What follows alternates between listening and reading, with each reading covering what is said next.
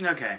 So, you gave me this idea over the phone when I was in Orlando. It's another one of those ones where I'm not quite sure how it didn't happen before this. Yeah, so. Especially with how much everybody on this channel seems to love David Bowie. They do? Well, good for them. They really do. A lot of the people that are no longer on this channel, they really love David Bowie, so... This is a shout out to Ben right here, honestly. Oh, yeah. I like him a little more than I did before, then. Yeah. That makes it sound like I was like, fuck that guy, but not now. But no. So yeah, that's a shout out to Ben, wherever you are right now, sir. So, what we're going to do right now is we're going to, I use the cryptic comment of Jim Henson, and I know a lot of you probably jumped in the Muppets direction. We've already done one of those, number one. And number two, this is a one that doesn't really fit any sort of a theme. We're just basically just throwing out random ones now. Because November's pretty packed as of this moment. Well, when you asked Jim Henson, we'll get to that. So okay, right on. That makes good sense. So we're gonna find out what happens when Labyrinth battles the Dark Crystal. AJ, take it away. Despite the fact that the Dark Crystal came first, it came 4 years earlier, I think. We're gonna start with Labyrinth because I believe it's the more popular one. They're both Sony too. I'm just looking on the side of the DVD cases. They're both Sony. That makes sense. It's pretty much like the entire. It's like a duplicated team, pretty much. Huh. Mainly being Jim Henson as the director and Trevor Jones as the composer are the main two that really connect them. Apart from that kind of falls in line as well, the puppetry and everything. Gotcha.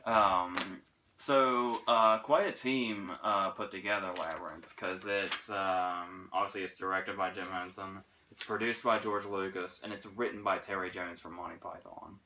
Wow. So, we've got and it's this, it's a very classic tale of a girl being whisked away to a magical land that she thought only existed in her books, to put it very, very, simply. The thing about it is, the girl in this scenario is Jennifer Connelly when she was like 15, I think. And obviously I wasn't alive in 1986, but apparently if you were in that teenage demographic, it's easy to see that Jennifer Connelly was kind of the bee's knees to the teenage demographic back then. And you know, she's still not exactly lost anything today, so... the thing about it is, this particular character, actually, before we go completely into this, I should probably start off by saying something that I hope, doesn't turn you off too much, and that is the fact that, generally, if there's somebody you run into that's talking about Labyrinth, they're a person that grew up with it, that has unconditionally loved it since as long as they can remember, and they know it front to back. I know where this is headed. Labyrinth came into my life rather late. I didn't grow up with it. I had to find it for myself.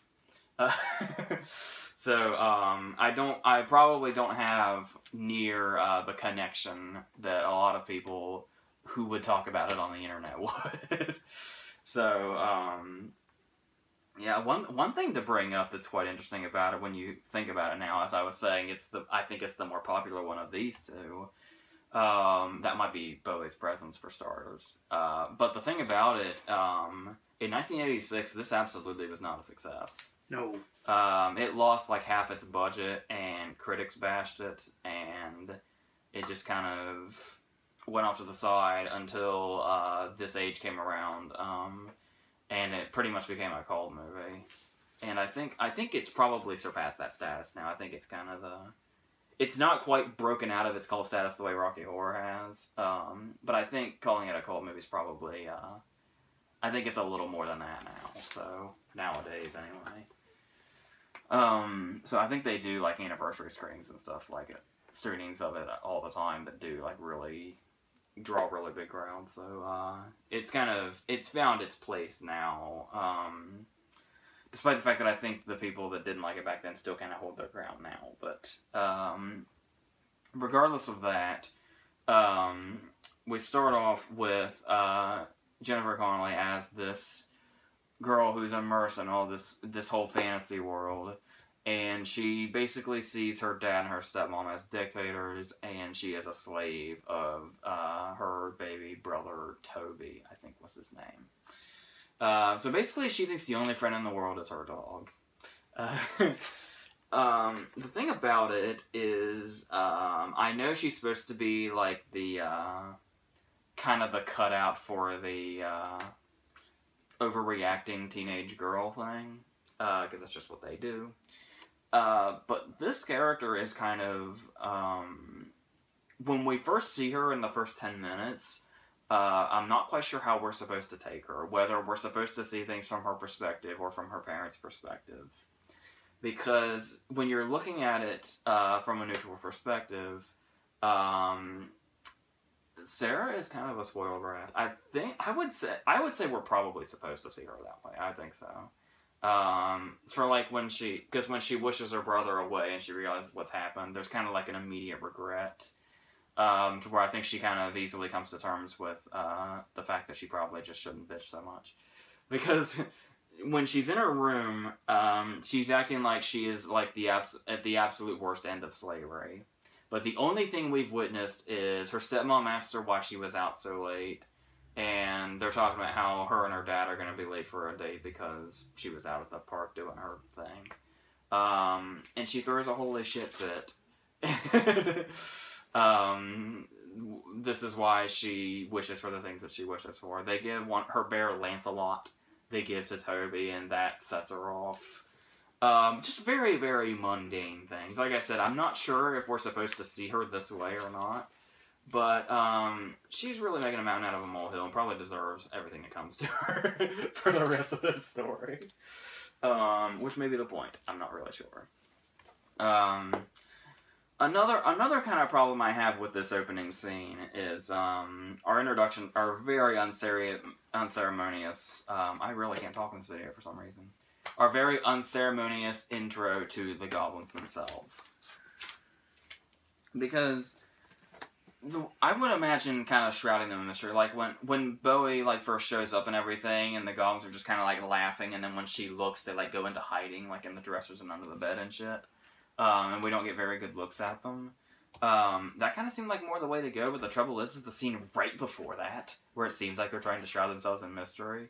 They're all up in our face. When they're in whatever parallel world they're in, just hoping and praying that she wishes for them to take Toby away. I thought that was kind of seeing them like that all together, like doing the comedy scene of them, you know, trying to get her to say, I wish he'd go away or whatever. I think it would have been cooler for the goblins to kind of be shrouded in mystery for a little bit before they were revealed, instead of just It's really jarring the first time we see them, because it's just been her in the park, and then her arguing with her parents, and then she's in the bedroom, and she's getting angry, and then we just kind of suddenly cut to them, just anticipating her words. And it's, for that split second, like, if you're seeing it for the first time, when you first cuts to the goblins like that, you're just kind of like, did I accidentally hit the skip button on the DVD? What just fucking happened here? But no, it's the scene in itself. So, I always thought that was a little weird, and they could have had a more ceremonious introduction, but, it is the way it is, and people love it that way. So, now, it's worth noting, one of the main reasons this movie probably has the love that it does, and as I said, I'm sure Bowie's presence has a lot to do with that. I mean, yeah, in the wrong context, it could probably be a recipe for disaster. Apparently, that's how it was seen a lot back when it first came out. But, in this day and age, can you really think of anything cooler than the idea of a bunch of Jim Henson Muppets doing a musical with David Bowie, where Bowie wrote the songs? Is there really just anything else you could ask for? I would, yes, 100%. Especially now. So, well, he pretty much does exactly what he needs to do. He wears the tight pants, he's got the over-the-top hair, he's in, like, we know Bowie in all his different forms. Bowie is some kind of monster that can just form into different things, and no matter what, we'll get the same reaction out of everybody. He could be, you know, the really, really suave dude with the leather jacket, or he can be, look like an alien in tight pants, and people will praise his music, and women will fall at his feet. Oh, yeah. Probably dudes, too, if they're open-minded enough. Yeah, I'd say so. And that's really all he needs to do in this part. I will point out, I was a little disappointed to learn that's not actually him doing the, when he can move the ball in his hands. That's some apparent, I think it's some illusionist or something doing, the Whose Line Is It Anyway thing. Yeah. Where it's his arms around Bowie doing it. But still, it's still the character, so we can appreciate it for that. If they're, the magic dance scene, like I said, there's certainly an absurdity to watching David Bowie dance around with a bunch of puppets. But, there's still something to just absolutely... Number one, it's perfect, 80s cheese in a way. You have to appreciate it for that.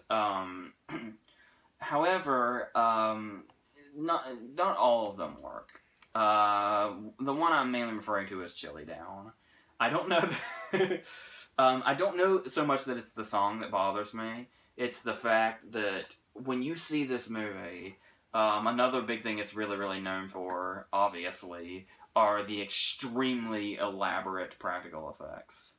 You have all these puppets going on, but not only that, you also have the really, really massive, meticulously built sets that seem to go on and on forever.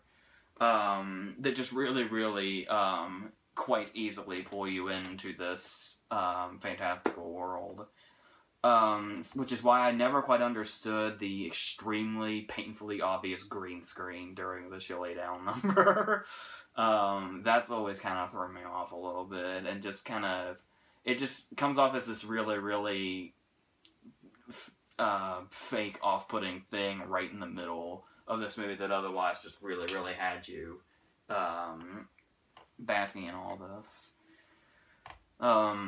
Although it is worth noting, there is, this is another one of those movies I also love when movies do this, especially, it's mainly, of course, when you're going off into some magical world or whatever.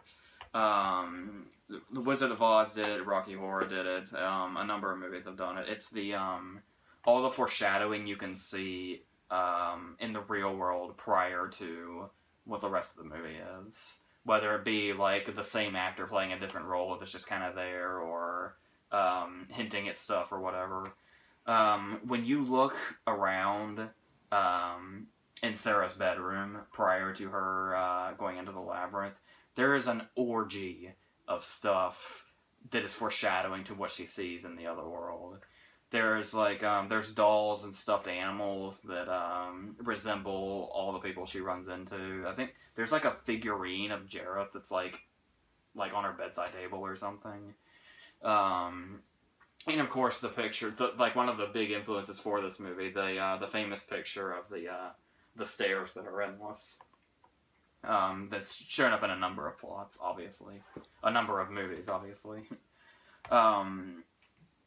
But on top of that, it takes the approach of a lot of other familiar stories, like Alice in Wonderland. It gets a lot of comparisons to. Another thing that's very interesting is there are some reminders of The Wizard of Oz and Where the Wild Things Are, which is another thing. Where the Wild Things Are and The Wizard of Oz are books that you can see in Sarah's bedroom before she takes off. So it's all very well thought out. And as I was saying, this is the kind of stuff that you definitely wish we had more of today. All of the practical effects and all of the stuff that's especially if you're going to throw live action actors into it. Well, actors that are, human, I guess you could say. For them to be able to have something there that's an actual set and an actual character that they can actually touch and interact with. And it's clearly, with the exception of fucking Chilly Down, not just them standing in front of a green screen. There is, the movie does kind of lose its way every now and then. It goes a lot into redundancy and has a lot of times where it slows down and can't quite sustain its concept. But there's still a lot of, complex stuff in there that you would never realize unless you've seen it, 9 or 10 times. It's definitely something where you can always pick up on stuff that's kind of in there, the more you go back to it. which is great because that's what helps make movies timeless. So, yeah, was just there's story drags here and there, but really this isn't really the kind of movie you go for the story. So that's basically what fairy tales are. They're a very, very paper thin story. It's all about their execution and how they look and feel and all that. So yes, that's pretty much what Labyrinth is. Now, 4 years prior was The Dark Crystal, which obviously was not. The big difference is the fact that this does not have live action actors in it. The Dark Crystal is entirely puppets. Every single character is. Or an actor in a suit where you can't even tell they're still kind of puppeting a suit, so there's that. And this was actually, Jim Henson's the sole credited director on Labyrinth. Both Henson and Frank Oz are credited on The Dark Crystal, and this was, they went right into The Dark Crystal after they made the Muppet movie. Like, literally from one right to the other. The first Muppet movie. And this is a story, of course, of the, this story is a little more, I guess, complicated than, the, quick story that is Labyrinth. I forgot to mention the worm. I love the worm. The worm that guides her in the wrong direction. Is another character that feels like he's right out of Alice in Wonderland or something. Okay, now that I have not forgotten to talk about the worm, let's get back to the Dark Crystal. If she had gone that way, she'd have gone straight to the castle. This story involves two different races of creatures. We have our good guys who are the mystics, and we have our evil people who are the Skeksis. I find that hard to say for some reason. The mystics are these very, Muppet-looking creatures that are like, I don't know if you ever had to watch, like a Peer Gynt video in your music class way back in school, but, that's kind of what they remind me of. And then you have, like those old, puppet shows and shit. And the Skeksis are these terrifying, I don't know. I want to say bird-like, but they've got a whole lot of fucked up shit going on. And while we're on the subject of them, let me go ahead and talk about why I would do this one today, and that is, well, for starters, before I even thought about this, I was thinking that these movies do kind of have... They're not necessarily scary movies, but something about watching them around the time of Halloween still somehow feels kind of appropriate.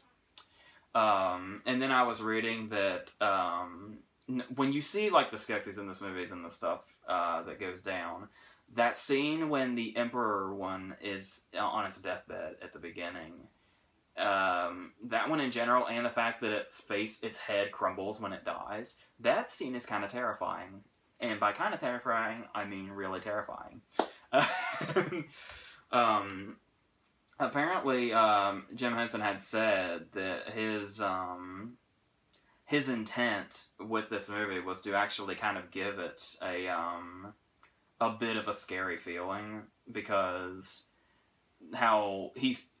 he got the impression that kids like being scared, which typically is the case. And he described it as being a very healthy emotion for them to have. So he kind of intentionally made this to where it would basically scare the shit out of children. That's basically what his intent was, but for a good purpose overall. And one thing I thought would have been really, really cool, obviously they didn't go with it because there's 9 of the Skeksis left. But apparently the original plan was for there to be 7 of them, and each one would represent a 7 deadly sin. I really wish they had gone that route, because that is really cool. But they didn't, and there's 9 of them. I'm not sure how that one got dropped. I have no idea what happened there, but still, as they are, and they're under the impression that they have wiped out all of the mystics, but we still have Jen, who is our character, who apparently is male, despite his name. And it's basically his job to find the remaining piece of the crystal and stop all hell from breaking loose. That's still a very paper-thin basic story, but once again, it's all about the execution of fairy tales. Of course, the story's going to be paper-thin. And much like in Labyrinth, you know, there are complex things in there, not necessarily in the plot, but yet another movie that benefits a lot from multiple viewings. And once again, this one is actually, obviously being the first one before Labyrinth, you can see it as a much greater achievement as well, because this was like kind of the first time they tried those really, really elaborate sets and worlds that are nothing but these, you know, puppeted creatures. And they probably felt like they were taking a lot less of a gamble on Labyrinth because the Dark Crystal had been a success, and the Dark Crystal doesn't have human actors in it, for the most part. And on top of some of this stuff, the one thing that really stands out is I love the design of the Garlands, which is they're like the guards that like are sent to kill the remaining mystics by the Skeksis, and they're basically, I think they're modeled after like some kind of sea creatures or something, like almost like crab-like, because they have these giant like shells on their backs, but it's basically armor, and then they have these legs coming out, and they look like some kind of like crustacean or something. And I always love the design of them. Apparently, I was reading the actors that were in there kind of puppeting the suits. Those suits were so heavy that instead of getting out of them, and the fact that they couldn't really move in them between takes because they were so heavy, they had to actually be like hung on racks with them inside. Or something akin to that, which is crazy, but I always thought that particular, there's a lot going on, there's a lot of different creature designs in here, but that one was the one, those are the ones that always stood out to me. And this one also has a more like surreal quality to it. Like there is something kind of dreamlike about Labyrinth, but there's something altogether just really unlike something we've, like, even like now, it's kind of hard to come across something that is like this. Which is really, really impressive. I guess like after it came out on top of Labyrinth, it also spawned stuff like Ridley Scott's Legend and the Neverending Story movies, as you can probably clearly tell. And I would say, I know this is huge because these movies weren't near as big by any means when they came out, but as far as creating worlds that are very easy to just fall into, I would say the closest we've gotten to these since are the Potter and Rings franchises. Because they're just really, the Rings especially because of all the practical stuff that Jackson used. You know, before The Hobbit, when he said, fuck it. So, yeah, there is, like I said, I do like how the story, it's such a basic story, but in a way it feels classical, because it just feels very fairy tale-like. The only issue I kind of have with this one that I feel Labyrinth had down was, despite the fact that it comes from the mind of the Muppets, the Dark Crystal's really lacking a sense of humor. Like, I get the dark approach they're taking, and there are some creatures in there where you kind of, they're supposed to kind of be funny and light. But overall, the movie's really, really kind of, really kind of lacking in that department, and that's kind of something that I feel movies like this should probably have, obviously not too much of by any means, but there should be something like that there, and for the Dark Crystal, it feels almost completely absent. And it just seems, for something geared towards children and just kind of, just in general, what is going on, I feel like there was definitely room to kind of have just a bit of lightness in there. Or maybe it's in there and I just don't see it, I don't know. So yeah, okay. As far as choosing between the two, I do think the Dark Crystal is definitely more of an achievement as far as what they were able to accomplish with. And like I said, the fact that once they made Labyrinth, they'd already made the Dark Crystal, so they knew that they could. Even with how successful the Muppets were and how, you know, all the different things they can do with that, make movies that are populated almost entirely by them, apart from celebrity cameos, that they could make an entire world out of this with nothing else in there. I would imagine felt like a big gamble at the time. I'm sure it did. And they were able to pull it off and turn it into this classic movie. But I think if you're looking for enjoyment as opposed to something to really admire in a movie, you're probably better off with Labyrinth. Mm. So, yes, I'm not... Like I was saying, these aren't movies that I grew up with the way a lot of people did, so I don't quite have the emotional connection to them, at least yet, that a lot of people do. So that's where this opinion comes from. So. And it sounds like we may not be deviating so much from the scary themed versus month of October. Yeah, I have this really awesome 25th anniversary 3D box that it came in as well. That's really awesome. You can't really tell on camera, that's why I took it out. But I got this really cheap too. So wow. So that's good. That's always good. It's always good to have something. No, it was brand new when I got it. It just happened to be a cheap price, so we're good. That's always good. All right. So it sounds like scary themed verses will be continuing throughout the month of October, but we'll see. Oh, I'm looking into it. Yeah, it probably will. November's a big epic month, honestly. When it's coming up, we're gonna finally see your face in one of these. Maybe. I haven't decided yet. Oh, you don't want to be humiliated by me? I don't want you to destroy my movie. I've already done that once. Anyway, that being said, I want to thank you guys and girls out there for watching Versus. Tomorrow, of course, we have Gaming with Ash returning, and Tuesday will be the archive of the WWE Raw podcast, which is going to be 11:30 p.m. Monday night, right after Raw. Aaron, Ashley, myself, along with hopefully Vic, will be talking all things WWE. And, of course, that's going to lead us to NXT on Wednesday and Sip and Snack on Thursday. Friday, AJ's Movie Reviews returns with quite a video. Steve Jobs, 99 Homes, Bridge of Spies, Goosebumps, Crimson Peak, and... That's it. That's it. Yeah, I got it. Sweet.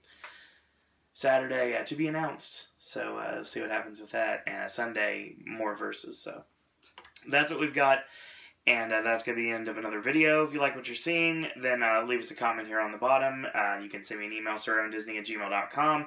If you really like the channel, you can support our mobile app. It's under iTunes, under Sir Owen Disney. And we're going to be updating Movie Pilot very soon. I'm going to work on that this week so we get all the content up on the channel. So that being said, I want to thank you guys and girls out there for watching. AJ, any parting words? That's it.